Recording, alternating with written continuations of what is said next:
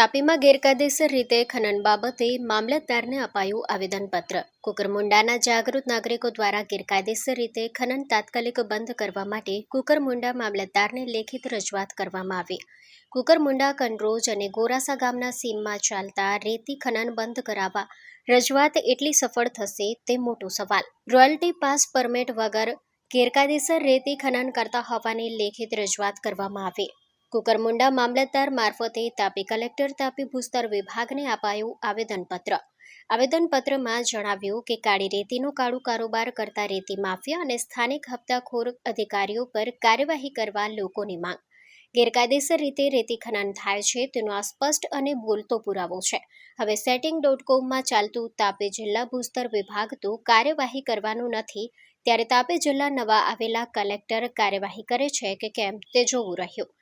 આવું જ ગેરકાયદેસર રેતી ખનન નિઝર તાલુકા અને ઉકાઈ તાલુકામાં ચાલે છે તે અંગે વધુ વિગત આવતા અંકમાં। કુકરમુંડા તાલુકાના ફુલવાડી ગ્રામ પંચાયત વિસ્તારમાં અને તાપી નદી પટ વિસ્તાર, જ્યાં જૂના કનરોજ ગામ, જૂના ગોરાસા ગામ અને જૂના કુકરમુંડા ગામ સ્થિત ગેરકાયદેસર રેતીનું જે ખનન ચાલે છે, સ્થાનિક રેતી માફિયાઓ મારફતે રાત દિવસ ગેરકાયદેસર રીતે રેતીનું ખનન કરી કુદરતી સંપત્તિની લૂંટ ચલાવવામાં આવી રહી છે। કુદરતી સંપત્તિ લૂંટવાનું બંધ થાય એ માંગણી સાથે આવેદનપત્ર આપ્યું છે। સાથે સાથે 15/5/2026ના રોજ ગોરાસા ગામ સીમામાં જે ગેરકાયદેસર રેતી ભરી જે ટ્રક નંબર NL 06AA2121 નંબરની ટ્રક મારફતે કુકરમુંડા તાલુકાના પાટી ગામના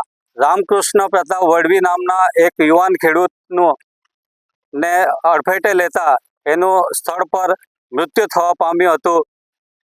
એને લઈને પણ અમે આવેદનપત્ર આપી માંગણી કરી છે કે એમના પરિવારને ન્યાય મળે અને એમના પરિવારને આર્થિક રાશિ તરીકે 1 કરોડ રૂપિયા એમને આપવામાં આવે એ રીતની માંગણી કરી છે। સાથે સાથે જો દિન 4માં રેતી માફિયા ઉપર કાયદેસરની કાર્યવાહી કરવામાં નહીં આવે તો મૃતક પરિવારના સભ્યો, સામાજિક આગેવાનો અને ખેડૂતો અને ગામજનો વતી સ્થળ પર પહોંચી ત્યાં રેડ પાડી અને જે કંઈ આધુનિક મશીનો દ્વારા જે રેતી ખનન કરવામાં આવી છે એ આધુનિક મશીનોને નુકસાન કરવામાં આવશે। સાથે સાથે જો અમને ન્યાય નહીં મળે તો આ નંદુરબાર અક્કલકુવા હાઈવે બંધ કરી વિરોધ પ્રદર્શન કરવામાં આવશે।